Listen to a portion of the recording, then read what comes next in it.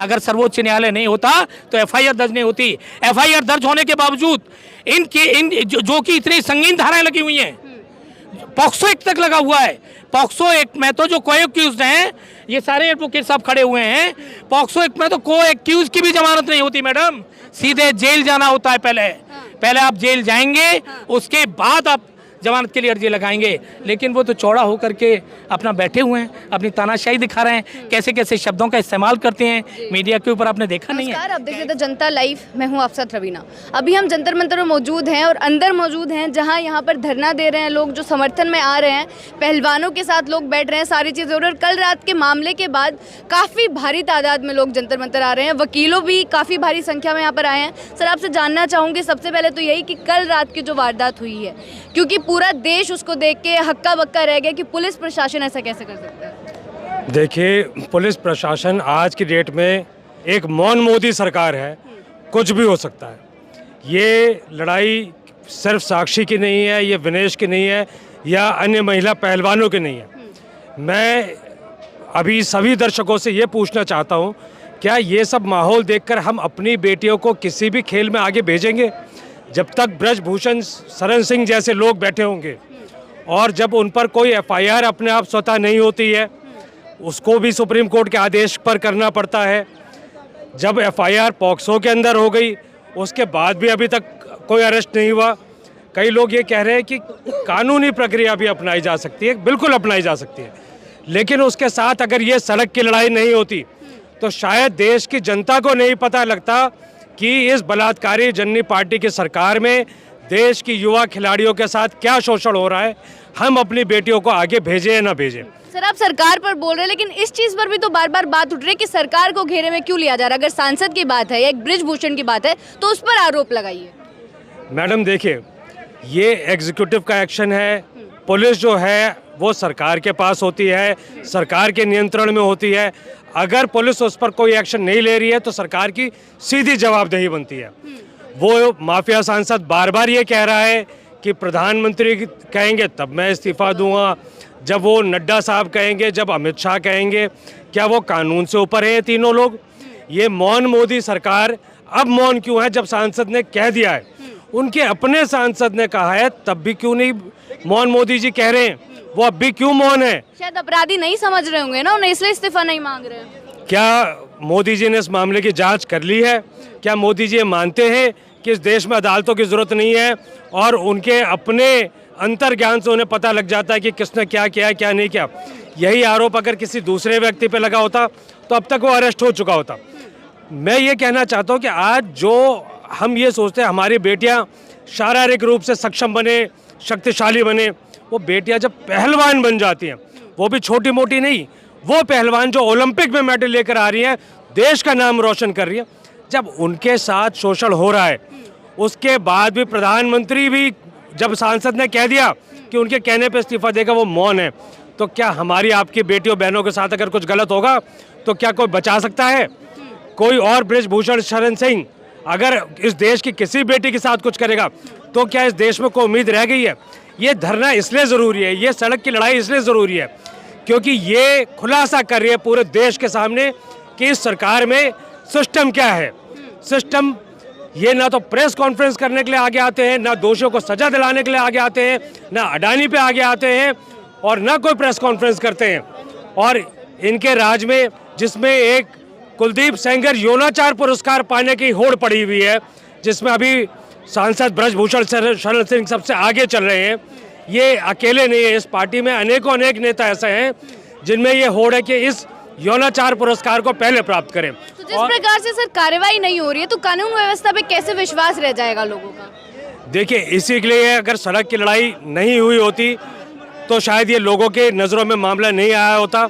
Supreme court ने जब आज एफआईआर के आदेश कर दिए, उसको भी इतने दिन हो गए, उसके बाद अभी तक गिरफ्तारी क्यों नहीं हो रही है?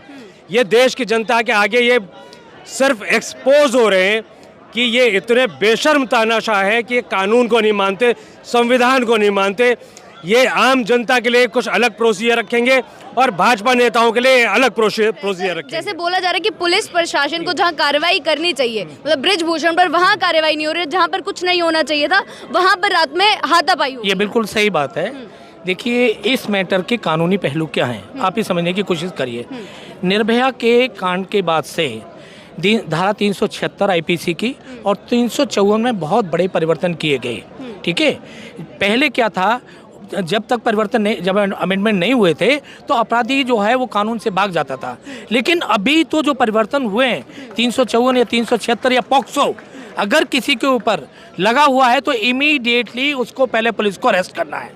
इनके ऊपर पॉक्सो एक्ट लगा हुआ है, उसके बावजूद भी पुलिस इनको अरेस्ट क्यों नहीं कर रही है? बताइए।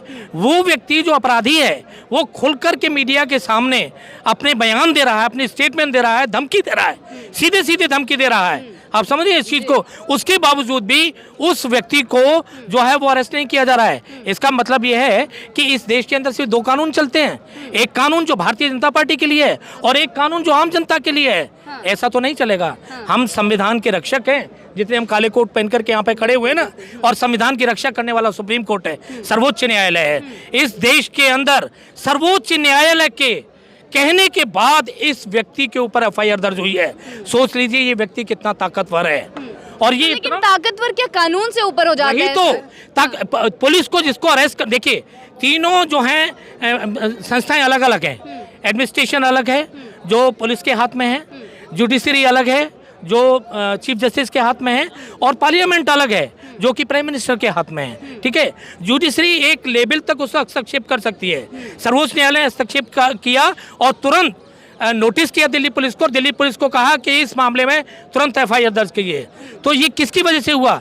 जुडिशरी के हस्तक्षेप की वजह से हुआ। आज जो हम तो क्या जरूरत थी कि एफआईआर के लिए भी सुप्रीम कोर्ट को आगे आना बिल्कुल पड़े? बिल्कुल, क्योंकि राजनीतिक दबाव था पुलिस के ऊपर। आपको नहीं पता है कि पुलिस कैसे काम करती है। उत्तर प्रदेश में जरा सी कोई घटना हो जाए तो छोटे से मामले पर बुलडोजर चल जाता है। इस व्यक्ति के ऊपर 84 एफआईआर है और उसके बावजूद भी आज तक इसके ऊपर जो है वो बुलडोजर नहीं चला। तो क्या चाह रहे बुलडोजर चले? क्या चाह रहे बुलडोजर चले? बिल्कुल चलना चाहिए, क्यों नहीं चलना चाहिए?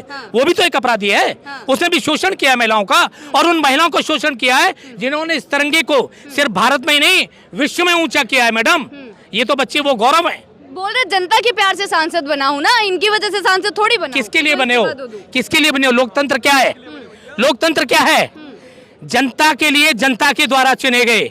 तो क्या ये जनता में नहीं आते हैं? क्या मैं जनता में नहीं आता हूँ? मैं वकील हो गया तो I am not a citizen of this country, I am not a voter of this country, I am the voter of this country, I have the all right. और वो जो लड़कियां हैं उनके ऊपर भी उनके भी मौलिक अधिकार है। और इस हमारे देश के संविधान ने हमें दिया है कि अगर किसी के मौलिक अधिकारों का या किसी के ऊपर अपराध होगा तो रात के 12 बजे भी सर्वोच्च न्यायालय का दरवाजा खटखटाएगा और सर्वोच्च न्यायालय उसकी मदद करेगा। वही किया गया है। अगर सर्वोच्च न्यायालय नहीं होता तो एफआईआर दर्ज नहीं होती। एफआईआर दर्ज होने के बावजूद जो कि इतनी संगीन धाराएं लगी हुई हैं, पॉक्सो एक्ट तक लगा हुआ है। पॉक्सो एक्ट में तो जो को एक्यूज्ड हैं, ये सारे एडवोकेट साहब खड़े हुए हैं, पॉक्सो एक्ट में तो को एक्यूज की भी जमानत नहीं होती मैडम, सीधे जेल जाना होता है। पहले आप जेल जाएंगे, उसके बाद आप जमानत के लिए अर्जी लगाएंगे। लेकिन वो तो चौड़ा होकर के अपना बैठे हुए हैं, अपनी तानाशाही दिखा रहे हैं, कैसे कैसे शब्दों का इस्तेमाल करते हैं मीडिया के ऊपर। आपने देखा नहीं है क्या एक सांसद को ये भाषा शोभा देती है कि मैं शिलाजीत की रोटी खाता हूँ? मुझे नहीं कहना चाहिए, ये एक सांसद की मर्यादित भाषा नहीं है। मैं तो माननीय प्रधानमंत्री जी से, गृह मंत्री जी से, चीफ मिनिस्टर योगी आदित्यनाथ जी से यही प्रार्थना करूँगा कि वो इनको सद्बुद्धि दें और इनको कहें कि ये जाकर के सरेंडर करें थाने में और इन्वेस्टिगेशन ज्वाइन करें। और इनकी जगह जनता के अंदर नहीं है, इनकी जगह अब जेल के अंदर है। एक और आखिरी सवाल सर लेना चाहूंगी। जिस प्रकार से अब सुप्रीम कोर्ट का जो फैसला आ गया है कि याचिका की सुनवाई अब बंद कर दी जाएगी, अगर बाकी मांगे हैं तो हाई कोर्ट के पास जाएं। बिल्कुल, एक there is a procedure in the law system. ठीक है, एक प्रोसीजर है, एक प्रोसीजर पर संज्ञान लिया सुप्रीम कोर्ट ने। अगर बाकी कुछ मुद्दे हैं तो उसके लिए नीचे की अदालतें हैं, चाहे वो हाई कोर्ट है चाहे जुडिशरी है। आज हमारे पास पहले ये बच्चियां कहाँ गई हैं? पहले कहाँ गई हैं बताइए?